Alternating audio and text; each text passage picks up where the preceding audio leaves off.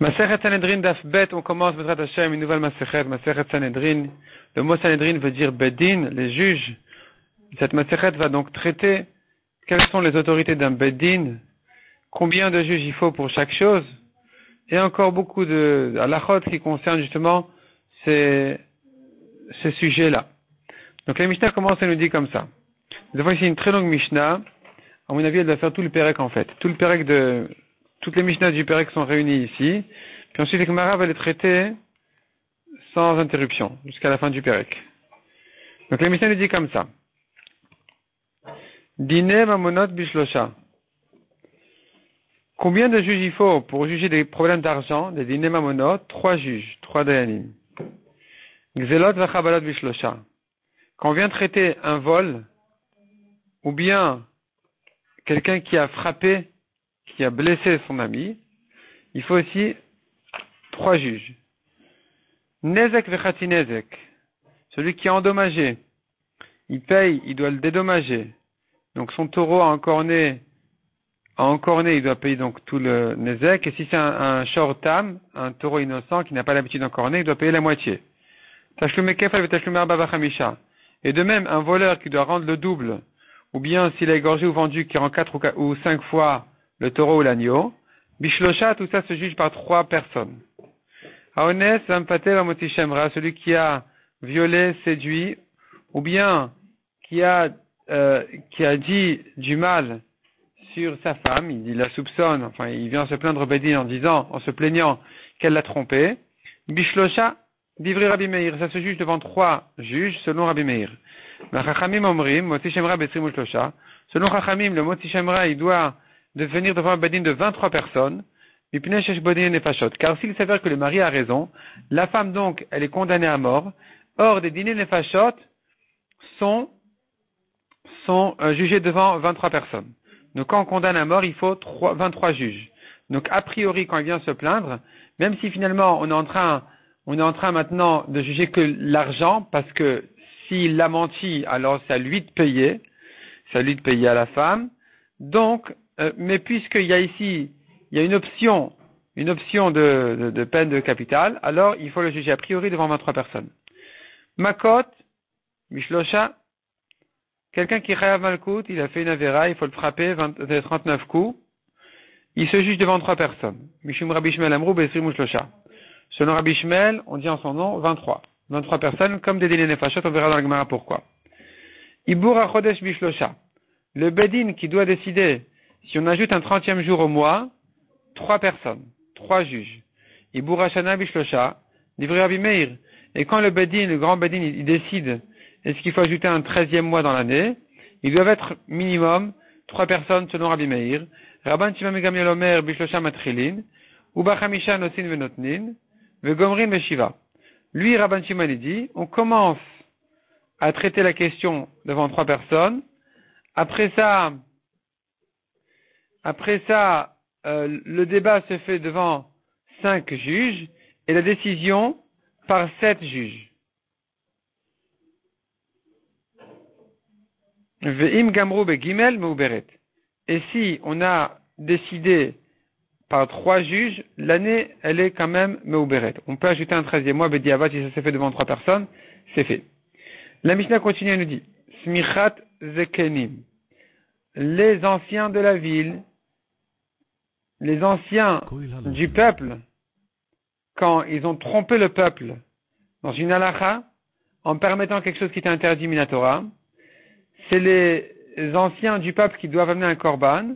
On appelle ça par et l'em davar shel tzibour, par le taureau, et l'em davar de l'oubli, de l'erreur, shel tzibour de la communauté.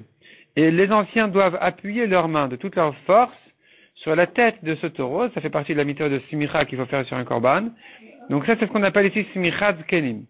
Varifat egla, et de même la mitzvah de casser, de tuer la génisse, donc on lui casse la nuque. Bishlosha divrei Rabbi Shimon, ça se fait devant 3 personnes. Selon Rabbi Shimon, Rabbi Yehuda Omer vechamisha, selon Rabbi Yehuda 5. Achalitza, une yevama qui veut faire chalitza, c'est-à-dire elle a perdu son mari qui est mort sans laisser d'enfant, et elle doit maintenant donc, pour pouvoir se remarier avec un étranger, En fait, elle aurait dû se marier avec le frère de son mari, qui amènera une descendance qui s'appellera sur le nom de son mari. Sinon, pour pouvoir se remarier, elle doit faire Khalitza. Elle doit lui enlever la chaussure, faire la mitzvah que la Torah dit concernant la Khalitza. Ça doit se faire cette mitzvah de Khalitza devant 3 personnes, 3 dayanim. Ve'amiunin bishlosha. De même, une fille petite qui s'est mariée, qui a fait un mariage midé rabanan, parce que son père n'est pas vivant. Et donc sa mère et ses frères l'ont mariée volontairement. Maintenant, elle veut s'en aller. Elle s'est mariée à 10 ans. À 11 ans, elle en a marre, elle veut quitter son mari. Elle n'a pas besoin d'un guet. Elle peut venir au Bédine en disant, je refuse mon mari, je ne peux plus je ne peux plus rester chez lui. Elle s'en va sans même guet. Donc elle annule rétroactivement son mariage, elle pourra même se marier avec un Kohen, elle ne s'appelle pas une divorcée. Netareva, ici donc il nous faut 3 personnes. Netarevai ou Maaser Sheni Shendama Viedouin. Quand je veux racheter un fruit qu'il faut racheter. Pourquoi? Parce que c'est la 4e année de l'arbre.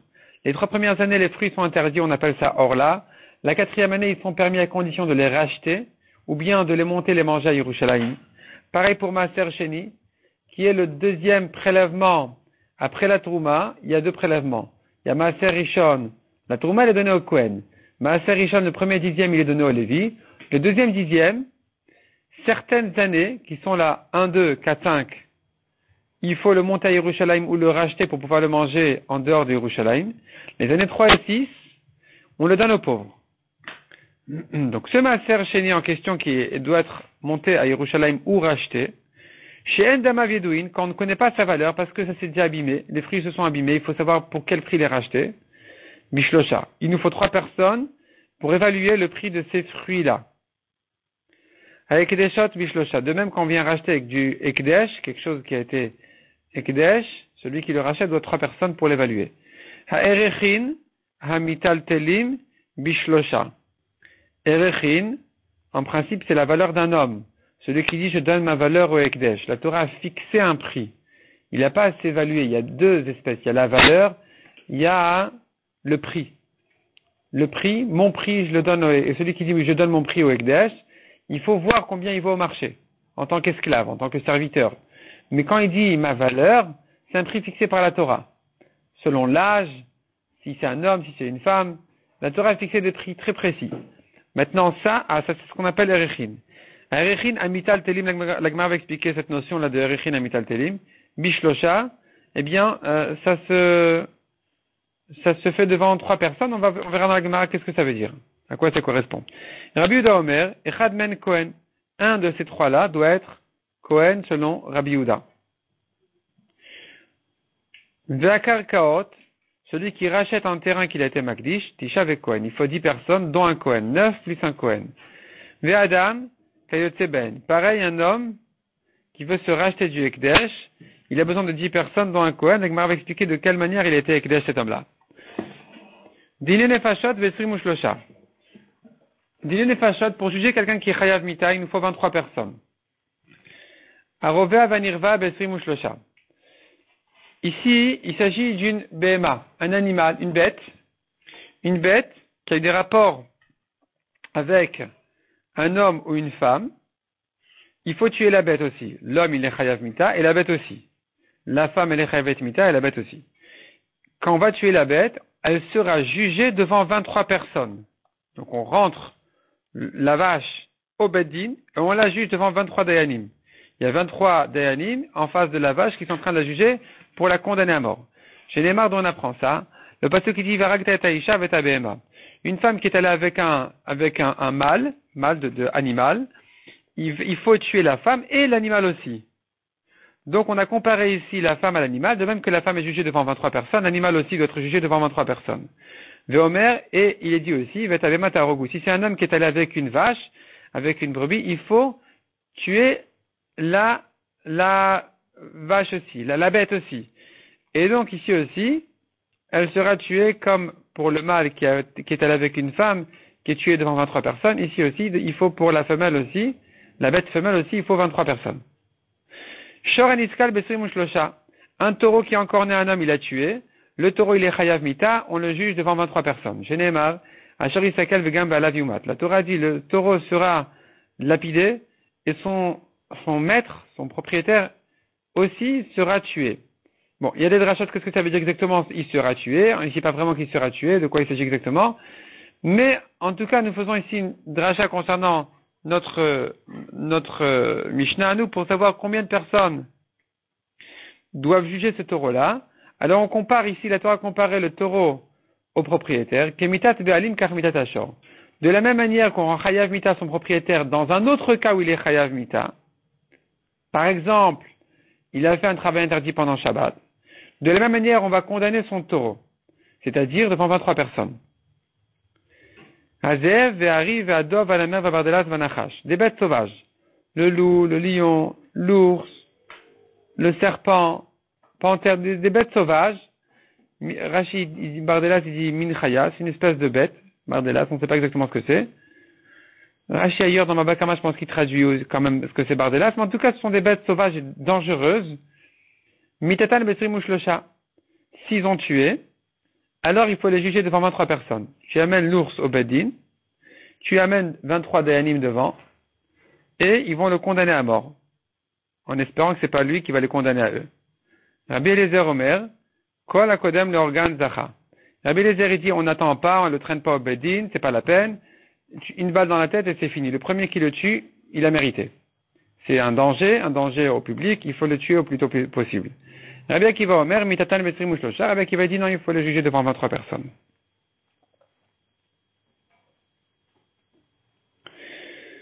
En Danin Lot Hashevet, on ne juge une tribu entière d'Israël.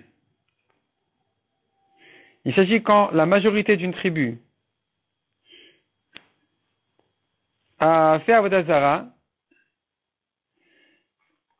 Velot Nevi HaSheker, ou bien un faux prophète, il dit Hachem m'a dit tel et tel message, en fait il a menti, celui-là aussi il est Chayav Mita. Velot Kohen Gadol, ni un Kohen Gadol qui est Chayav Mita, et l'Alpi Bedin c'est le Shivim Ve'echad. Ceux-là doivent être jugés devant 71 personnes. Donc nous avons ici 3 niveaux de Bedin. Il y a un niveau de 3 personnes, un niveau de 23 juges et un niveau de 71 juges. Donc ces grands cas-là, comme Shevet, tribu, prophète et Kohen Gadol, il faut 71 juges. De même, pour déclencher une guerre qui n'est pas la guerre de Yoshua pour conquérir la terre, il nous faut un bedin de 71 personnes. Pour agrandir la ville ou bien les cours du Beth Amikdash et donc leur donner une kedusha de la ville ou du Beth Amikdash, à nouveau, il nous faut un bedin de 71. Et la vie bedin shel shivim ve'echad. Enosin sanedriot le shvatim, pour nommer un tribunal, un bedin sur les tribus, à nouveau il nous faut un bedin de 71 personnes qui vont les nommer. Et la vie bedin shel shivim ve'echad.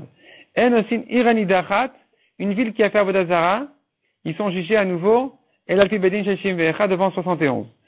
Enosin iranidachat basefar d'ailleurs, on va pas juger une Iranidachat, une ville qui a fait Avodah Zara, on va pas les condamner à mort si ils sont sur la frontière à côté des ennemis. Velo Shalosh.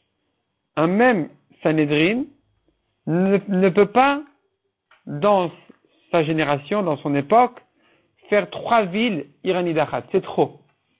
C'est trop d'effacer 3 villes comme ça d'Israël pour un même Sanhedrin. Ils doivent se débrouiller à ce que ça n'arrive pas. Aval aussi nachat oshtaim. Mais une ville ou deux, ils peuvent faire. Sanhedrin gdolaita shel shivim ve'echad. Le grand Sanhedrin, c'est 71. Ou ktana shel isrim ve'shlosha. Et Sanhedrin ktana, petit tribunal, c'est 23 personnes.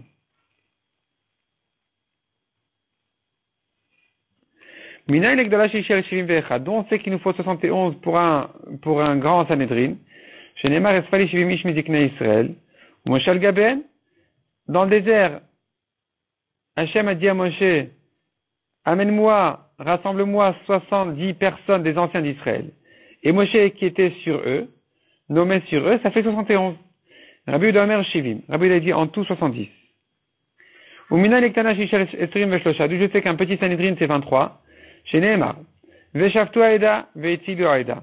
Quand il faut juger quelqu'un, s'il est chayav mita ou pas, la Torah dit comme ça, Veshavtu Aeda, ils vont le juger à l'assemblée, donc il y a 10 personnes qui vont le condamner, c'est-à-dire on nomme a priori un bedin dans lequel pourra se trouver 10 qui vont le condamner, veitilu aida, et 10 qui veulent le sauver, qui vont lui trouver un mérite. Donc ça veut dire, les dayanim entre eux, ils sont pas forcément d'accord. Il y en a qui vont dire chayav, il y en a qui vont dire patour.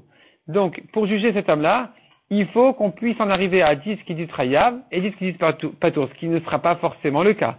Mais a priori, on commence à le juger par 10 plus 10. Donc, Eda Shofetet Veda Matzelet, une assemblée qui juge, une assemblée qui sauve, avec un esrim, ça en fait 20. Umina Eda Shiyasara, d'où je sais que Eda, une assemblée, c'est 10. Chez Neymar, parce que la Torah dit concernant les espions, les meraglim, Admatai la Eda Ra'azot. Jusqu'à quand cette mauvaise assemblée? Yatsu Yoshua avec Kalev, ils étaient 12 espions. Il y en avait 2 bons, Yoshua Binoun et Kalev et Nefouné. Tu les sors de la mauvaise assemblée, il en reste 10. Donc tu vois que Eda, assemblée, c'est 10. Umina, il a vu Shlosha. Donc on est arrivé à 20, d'où je sais 23, d'où je sais encore 3. Imash Machenema. Du fait que la Torah nous a dit, Lotiye Achare Rabim Leraot. Ne va pas selon une majorité pour condamner. Donc, si maintenant tu as un juge de plus qui condamne, tu ne rends pas Chayav Mita. Shome'ani Sheyemahem Letova. Donc, je déduis de là que s'il y a un juge de plus qui dit Patour, je vais selon la majorité. Puisque la Torah m'a dit, les Raot ne va pas selon la majorité. Pour le mal, ne va pas selon la majorité. Le mal ici, c'est pas le mal pour de vrai. Ça veut dire pour le rendre Chayav, une majorité d'une personne n'est pas suffisante. Je déduis de là que pour le sauver, pour le rendre patour, une majorité d'une personne est suffisante. Alors pourquoi j'ai un deuxième passage qui me dit Mken laman emar acherer rabim latot? Tu dois basculer selon la majorité pour t'apprendre la chose suivante. Loka teatra letova a teatra lera'a. Tu ne penches pas pour le bien comme tu penches pour le mal. A teatra letova, quand tu penches pour le bien et le rendre patour, al pi echad. Un dayan de plus, c'est suffisant. A teatra lera'a Al-Pishnaim. Mais quand tu le rends chayav, donc tu penches pour le mal, il nous faut ici 2 juges de plus. C'est pour ça qu'on a dit, va selon la majorité, Achere Rabim Leatot, tu penches selon la majorité, pour te dire que la majorité est quand même importante, même pour le condamner, mais il faudra ici 2 de plus. Donc si maintenant, j'ai 11 dayanim qui disent patour, 13 dayanim, j'ai 10 dayanim qui disent patour, et 12 qui disent chayav, en principe, il est déjà chayav. V'en, on tourne la page, v'en beddin shakul, nous avons un principe, que 22 c'est pas suffisant parce qu'on ne prend pas un nombre pair pour le beddin. Pourquoi? Parce que si tu prends un nombre pair, tu ne pourras pas trancher pour le bien. C'est-à-dire que, bien sûr qu'il se peut que tu puisses, mais imagine-toi que tu prends 22 juges a priori, il y en a 11 qui vont dire Chayav, 11 qui vont dire Patour. Comment tu vas le rendre Patour? Donc, Mosifin alem odechad. Il faut en ajouter un de plus. Avec un esprit mouchlosha, c'est comme ça qu'on en arrive à 23. De manière à ce que tu puisses trancher selon une majorité d'une personne pour le bien. Donc, si maintenant il y en aura 11 qui disent Chayav et 12 qui disent Patour, il sera Patour. Combien d'habitants dans la ville pour qu'on puisse nommer un beddin de 23 personnes dans cette ville-là? Mais 120 personnes. Rabbi Nechemia Omer Matayim Ushloshim, selon Rabbi Nechemia 230. Pourquoi? Keneged Sareh Asarot. Afin que ce beddin, ce Sanhedrin des 23 personnes, il soit responsable, il soit considéré théoriquement comme responsable chacun d'entre eux sur 10 personnes.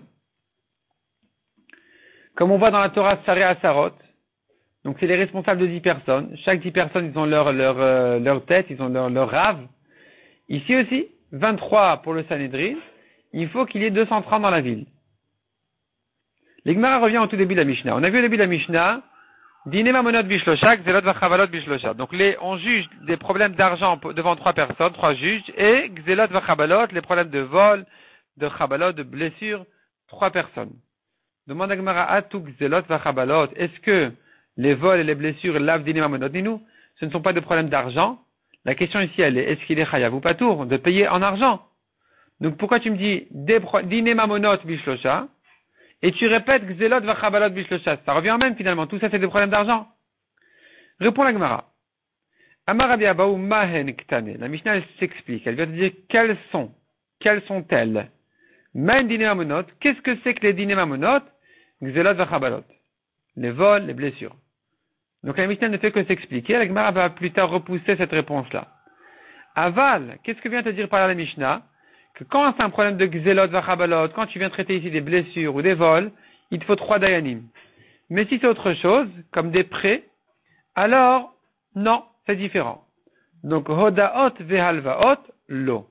Hodaot, c'est-à-dire si j'ai 2 témoins qu'il a avoué, je te dois de l'argent, ou bien j'ai 2 témoins qui lui a prêté de l'argent, c'est alvaot. Lo, ici, c'est différent.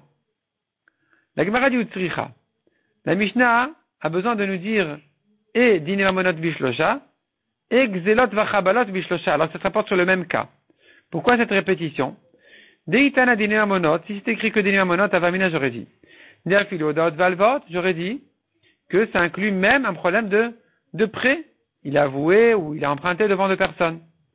Tana gzelot vachabalot, c'est pour ça que la Mishnah a précisé, non, il s'agit de vol et de blessures. Mais tana gzelot vachabalot veloktan et dine mamonot, si c'est écrit que vol et blessures et pas dine mamonot, j'aurais dit, il en est de même pour tous les dîners mamonotes qui se fassent devant 3 personnes. Ava mina ou adin, j'aurais dit qu'il en est de même.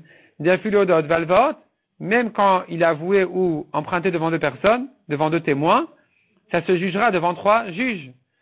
La raison pour laquelle la Mishnah t'aurait donné comme exemple que les vols et les blessures, c'est pas pour t'exclure les prêts, mais c'est parce que c'est la source dans la Torah où on voit qu'il nous faut 3 juges. Mishum deikar gimel, d'Irtive, car essentiellement, où est-ce que la Torah a mentionné qu'il nous faut 3 dayanim? Bigzelot vachabalot ktive. C'est concernant les vols et les blessures. D'où je sais ça? Gzelot d'Irtiv, venikrav balabait el alokim. Il s'agit là-bas d'un gardien qui a volé son gage. Il doit jurer, il doit s'approcher devant le bedin pour jurer. Venikrav balabait el Elohim, il se présente devant le bedin pour jurer. Là-bas, il nous faut 3 juges parce que c'est écrit 3 fois dans les psukim, Elokim, Elokim, Elokim, donc c'est 3 juges. Chabalot, et d'où je sais que les blessures aussi c'est devant 3 personnes, Meli Chaval Begoufo, Meli Chaval Bebamono. Puisqu'on n'a pas distingué entre si il a blessé son corps ou son bien, donc, puisque je ne vais pas distinguer, ça va rester toujours sur 3 juges. Et donc j'aurais dit, que si, c'est-à-dire si c'est écrit dans la Mishnah que Gzelot vachabalot, j'aurais dit en fait c'est pareil pour tous les dîners mamonotes. Simplement la Mishnah, elle t'a pris comme exemple les vols et les blessures, parce que c'est ça l'exemple de la Torah. Tana, c'est pour ça que la Mishnah t'a précisé, Ma'en dîners mamonotes, Gzelot vachabalot. Quels sont les dîners mamonotes qui se jugent devant 3 personnes? Les Gzelot vachabalot, avalodot valvot, lo. Mais les prêts, non. Ou les mailles. La Gemara demande qu'est-ce que tu veux dire que les prêts ne sont pas jugés devant 3 personnes? En quoi ils sont différents? Il est ma de l'obéinan shlosha, tu veux dire il n'y a pas besoin de 3 personnes? Donc combien? 2 personnes c'est suffisant? C'est faux. Ve'amar Rabbi Abahu shnaim shedan ou dîner mamonot. 2 personnes qui ont jugé des dîners mamonot. Les livrés à kol un dîner amdin. Selon tout le monde, c'est pas valable. Donc il nous faut ici aussi 3 personnes, même dans un problème de prêt. Et là, de l'obéinan mumchin. Ici, on n'a pas besoin mumchin. Mumchin, c'est un juge qui a été nommé officiellement par le Nasi, tu peux juger les gens. Quelqu'un qui n'a pas été nommé officiellement ne peut pas juger des gzelot vachabalot, des vols et des blessures. Mais des prêts, oui. On n'a pas besoin de mumchin, on n'a pas besoin qu'il soit nommé officiellement. C'est un talmid chacham, il peut juger, c'est bon. Des fois, même si c'est pas un talmid chacham, il peut juger. S'ils acceptent, les 2 balédinim, ils acceptent d'être jugés par un tel et un tel, ils peuvent se faire juger par lui. Maïka Savar. La Gemara demande, qu'est-ce qu'il pense Rabbi Abahu qui a dit que les prêts sont différents des vols? Dans les vols, il nous faut des dayanim mumchin, nommés officiellement. Dans les prêts, non. Qu'est-ce qu'il pense ce Rabbi Abahu? Ika Savar Eru Parashiot Katuv Kan. S'il pense que la Torah, elle a, dans Parashat Mishpatim, il y a un pasuk là-bas qui peut s'expliquer qu'il est hors contexte. C'est un pasuk là-bas concernant le gardien. La Torah dit doit jurer s'il a nié le gage. Et là-bas, il y a un pasouk, il y a des mots en plus dans le pasouk qui disent Asher Yomar Kihuzé. Asher Yomar Kihuzé, alors qu'il dira le voici. Ces mots-là sont hors contexte d'après Aman de Hamar. En fait, ça vient faire allusion à quelqu'un qui est modé Bemikta, c'est-à-dire rien à voir avec le gardien. Quelqu'un qui a emprunté de l'argent et qui dit je te dois une partie, il doit jurer Minatora. Si tu penses comme ça, si tu fais comme ça la dracha des psukim, donc tu rentres les prêts dans les gardiens, donc ici aussi, ça sera inclus dans ce que la Torah a exigé ici, 3 dayanim mumchin. De même que pour le gardien, tu m'as dit les vols. Donc le gardien, il a nié le gage. C'est un voleur. La Torah dit, il va jurer devant 3 dayanim. 3 dayanim mumchin, reconnus par la Torah, on les appelle Elohim. C'est des dayanim mumchin. On pourrait dire en principe, si c'est pas, le mot Elohim ne se rapporte pas sur Hachem, on peut dire aussi Elohim. En tout cas, 3 juges qui sont dans la Torah concernant le vol, ça concerne aussi les prêts d'après ce Mandé Amar. C'est ce que dit la Gemara. Ika savar eruv parashiot katuvkan. S'il dit les parachiotes sont mélangés, la Torah a mélangé le cas du prêt dans le cas du gardien, alors l'ibainami mumchin, ici aussi, comme dans le cas du gardien qui a volé, il aurait fallu, dans le cas du prêt aussi, des juges mumchin, des juges officiellement nommés. Vika savar eruv parashiot katuvkan. S'il dit non, pas du tout, la Torah n'a pas parlé du tout du prêt dans le contexte du gardien. Alors, Shlosha Lamali, d'où tu sais qu'il nous faut 3 juges? Peut-être qu'il ne faut pas 3 juges. De même que tu dis, il n'y a pas besoin de mumchin, il n'y a pas besoin de 3 non plus. D'où saurais-tu dire 3 sans dire mumchin? Là où c'est écrit 3, c'est écrit mumchin, c'est écrit Elohim, c'est des mumchin. Répond la Gemara. Leolam kasavar eruv parashiot katuv kan. En fait, il pense, Rabbi Abaou, que oui, les parachiotes sont mélangés. Donc la Torah a rentré le prêt dans le cas du vol, donc il nous faudrait des mumchin. Ou bedin ou delibain emi mumchin. C'est vrai que, en principe, il aurait fallu exiger des juges officiellement nommés, mumchin. Ve'ay de l'obein al mumchin. Pour quelle raison il les a exclus ici, Rabbi Abaou, en disant non, dans le cas du prêt, on n'a pas besoin de mumchin. C'est que pour les vols et les blessures, pas dans les prêts. Mishum de Rabbi Hanina. Il a dit ça à cause de Rabbi Hanina. De Amar Rabbi Hanina Dvar Torah, Mina Torah, Echad Dine Mamonot Vechad Dine Nefashot, aussi bien quand on juge des problèmes d'argent que des problèmes de quelqu'un qui est Chayav Mita, donc des problèmes de vie, Bedrisha ou Bechakira. Il faut faire toute une enquête sur les témoins. Toute une enquête approfondie, quel jour, à quelle heure ça a eu lieu. Donc de même que quand quand des témoins ils veulent témoigner sur quelqu'un qui a fait une avéra sur laquelle il est Chayav Mita, le Bedin ne va pas se suffire de lui dire, ah bon, il a fait une avéra qui est Chayav Mita, bon bah d'accord, on va le tuer alors, bon d'accord, c'est pas grave. Non, on doit bien enquêter les témoins. On apprend ça des psukim. De la même manière, il aurait fallu, Minatora, enquêter les témoins pour même un cas de prêt. C'est-à-dire, 2 témoins qui viennent dire, un tel a emprunté $1 de son ami, le Bedin va commencer à les questionner. Ah bon, quel jour? À quelle heure? Etc. Et donc, ça c'est Minatora. Chez Neymar Mishpat Echad Yelachem, la Torah dit un Mishpat, un jugement pour vous. Donc on ne va pas distinguer entre Nefashot et Mamonot. Ici il faut une enquête, ici il faut une enquête. Ou Matam Amrou, pour quelle raison les Chachamim ont dit Dine Mamonot lo beinan drisha vechakira? Quand tu juges des problèmes d'argent, tu n'as pas besoin d'enquêter les témoins. Ne leur prends pas la tête, afin de ne pas fermer les portes devant les emprunteurs. Parce que si tu commences à enquêter les témoins, finalement ils vont s'embrouiller. Il y en a un qui va dire c'était à 10h du matin, l'autre il va dire non, je pense que c'était à 11h, à midi et demi. Et le Bedin va dire si c'est comme ça, donc on n'a pas de témoins, ils vont annuler le témoignage. Alors le prêteur va dire si c'est comme ça, je prête plus à personne. Et d'ailleurs, mes amis non plus. Donc tu auras fermé les portes devant les emprunteurs. C'est pour ça que le Badi ne va pas enquêter les témoins. Ils vont dire, tu l'avais emprunté, d'accord, ça va. Il a emprunté. Il a emprunté, donc il est chayav. Et là, et pour cette même raison, la Gemara comprend qu'on n'a pas besoin de mumchin. On n'a pas besoin, dans le cas de prêt, de bedin mumchin, parce que si tu exiges un bedin mumchin, qui sont vraiment nommés officiellement, imagine-toi, le prêteur, des fois, il va pas trouver un bedin comme ça. Il va pas trouver le bedin qui puisse ici, dans la ville ou à côté, le traîner en justice. Et donc, il va craindre ça a priori et il voudra pas prêter. Donc on facilite aux prêteurs de manière générale de récupérer leur argent. On n'enquête pas les témoins, on n'exige pas un bedin mumchin. La Gemara demande là, mais si c'est comme ça, que officiellement les Chachamim ont autorisé à n'importe qui de juger un problème de prêt, alors dorénavant, chaque juge peut être considéré comme un juge qui a été, en fait, en quelque sorte nommé, qui a eu le droit du nasi de le juger. Et si c'est comme ça, eh bien, s'il s'est trompé, il n'aura pas à payer. C'est la différence entre un dayan mumché et un dayan non mumché. Un juge qui a été nommé officiellement pour juger, il a reçu le droit du nasi de juger. S'il s'est trompé, il paye pas.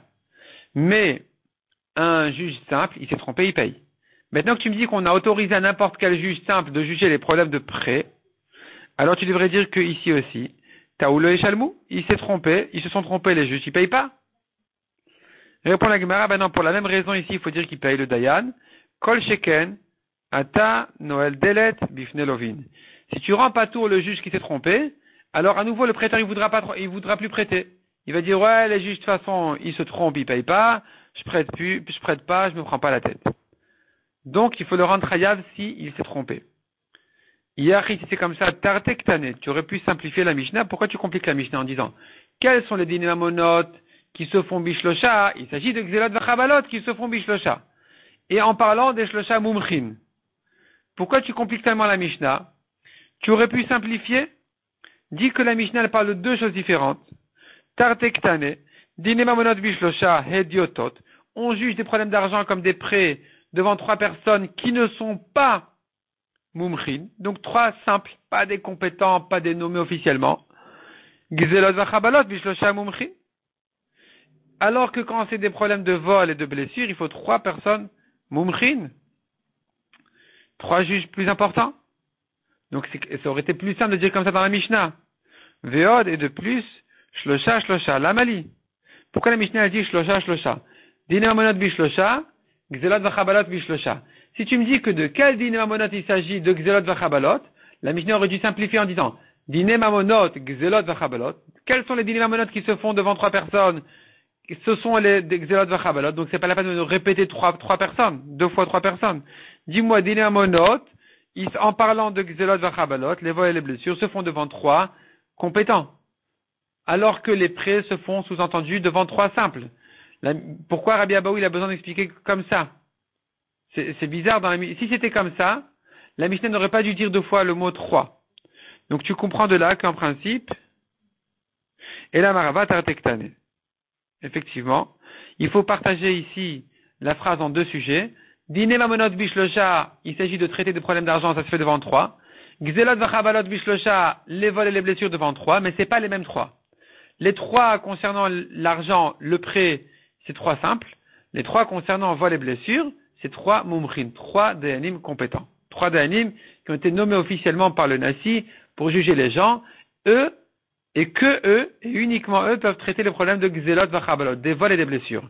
Mais sinon, le reste des dîners mamonot se juge devant trois personnes, même simples.